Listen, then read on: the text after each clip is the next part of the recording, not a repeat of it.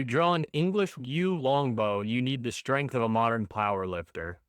To put this into perspective for modern times, the modern compound hunting bow, used most commonly by deer hunters and elk hunters and big game hunters all over the world, has a draw weight of 70 pounds.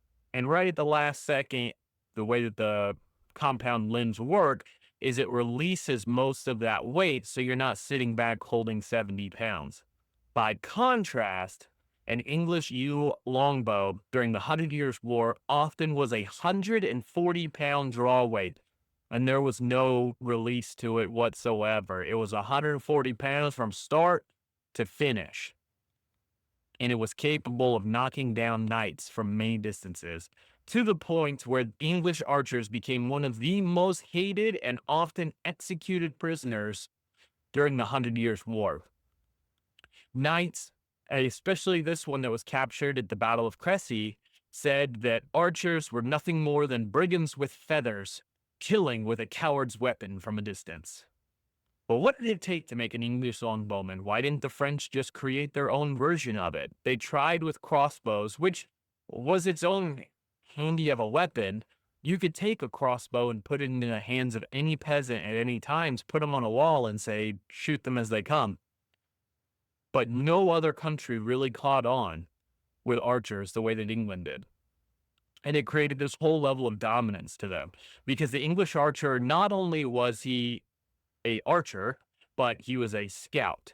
They were used as light infantry. Oftentimes, they still were required to have their own mounts, and they would ride during the chevauchée, which was just this giant miles long and wide march across France, burning everything, collecting loot.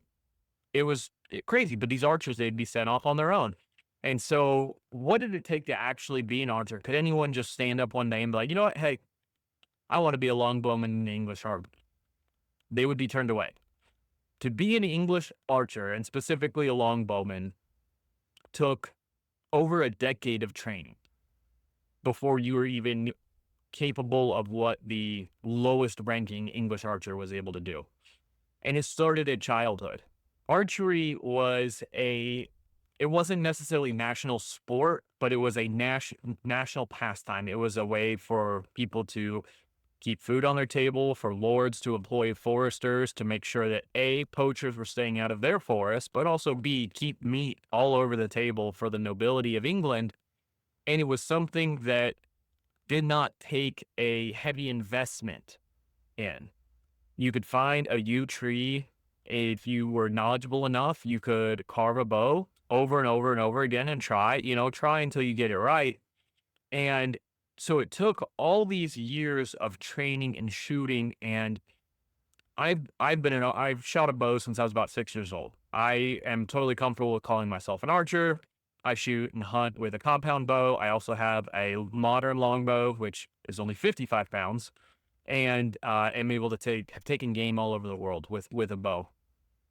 Never fought in a war with it, obviously, but this is something that it's one of those skills that you have to maintain it.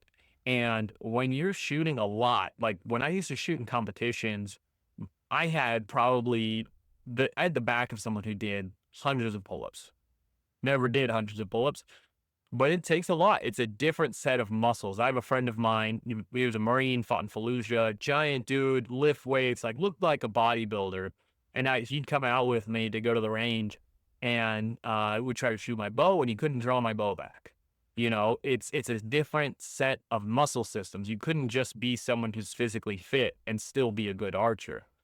And so these English archers, it took them almost a lifetime of learning up until these points. It was able to pierce steel plate armor that didn't protect you. And not only that, but the French were known for chivalry. They were known for honorific fighting. They were known for pomp and flair in warfare. To them, war wasn't the dirty, grimy, brutal event that we see it as today. To them, it was a way for them to not only display their prowess and their physical ability, but it was almost I don't want to call it a religion. It was a philosophy. It was a philosophy to them. And so for a low-born English peasant to cut them down before they could even get close enough to charge was horror to them. And then you add in the rate of fire that these English archers were able to do. An English longbowman was expected to be able to fire between 10 to 12 arrows per minute and hit 8 or 9 of those arrows. So if you think about that, let's say that we're standing at Agincourt and there are 1,000 archers on the field. In 1 minute, those 1,000 archers have fired anywhere from 10,000 to 12,000 arrows. That is diabolical. Because even, let's say, I'm just thinking of it and trying to visualize it in my head, and it's insane to think of. And these are traveling at rates that they're piercing armor. Sometimes, depending on the distance and the way that the French were fighting, oftentimes they would be using barbed arrows, like barbed hunting arrows, because those would get tangled into the horse flesh. And as they're riding and the horse is continuing to move, that barbed arrowhead is in there moving around and damaging the horse or killing it, to the point of panicking it, to the point where the horses are collapsing, horses are running into each other, they're trampling their own men. Um, it's wild to think of the dismay that this would so rapidly cause. And then you have to still give it to the French because they still came and came and came. It wasn't like Cressy was the archers fired one time and it was over. They came and came and came. Same at Poitiers, same at Agincourt. Like at all of those instances, they did almost win. And even at Poitiers, the archers ran out of arrows. And so, going off on a tangent here, the archers run out of arrows, and the prince has them mount up on horseback and go around and basically, as light cavalry, rear charge into the back of the French lines.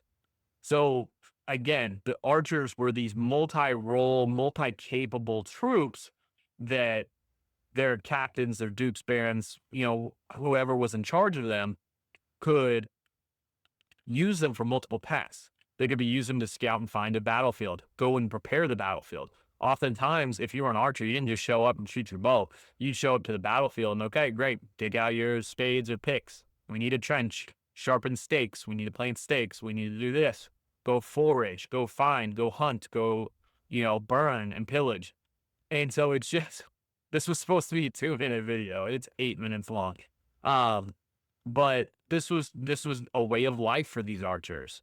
So oftentimes their equipment was made up of a yew longbow. Italian yew was actually one of the most sought after. They usually carried a sheaf of arrows, not a quiver like you see in movies, because if you've ever had a quiver and tried to move around or do bend over, picking and doing anything up, arrows fall out. But a sheaf of arrow, which was usually a linen sack with a leather disc in it that had 24 arrows in it. And then they would usually carry some type of tool or implement. And then towards the end towards the middle of the 100 Years' War and at Agincourt and Cressy and some of these other places, not Cressy, but Agincourt and Poitiers, you actually start to see them being equipped with heavier weapons so that they were able to hold their own to a point, like a pack of dogs fighting French knights, if the French knights got in amongst them. Because realistically, if a French knight gets in and is fighting an archer one-on-one, that archer is most likely dead.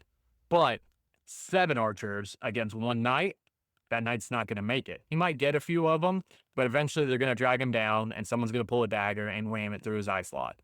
It's as simple as that. So you have a unit of men who is capable of a great number of things, can move faster than your heavy infantry, is able to scout your battlefield, is able to help you pick battlefields, keep the army fed, find routes when you're trying to avoid contact, like leading up to the Battle of Agincourt. You have so many different, there's so much utility to it.